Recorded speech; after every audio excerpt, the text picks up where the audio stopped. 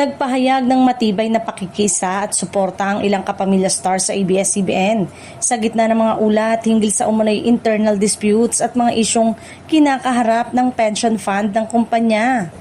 Sa kabila ng mga kontrobersyang ito, nanindigan ng mga artista na patuloy silang magtitiwala at susuporta sa kanilang home network na matagal nang naging bahagi ng kanilang karera at buhay.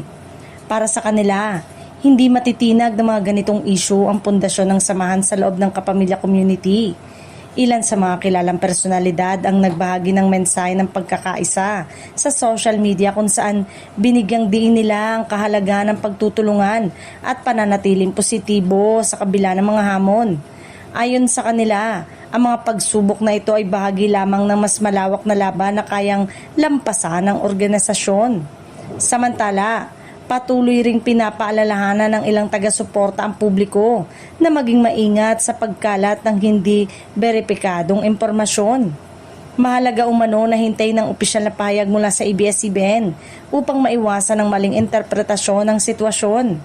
Sa kabila ng ingay sa social media, nananatiling matatag ang operasyon ng network at tuloy-tuloy ang pagbibigay nito ng dekalidad na programa para sa mga manonood sa loob at labas ng bansa.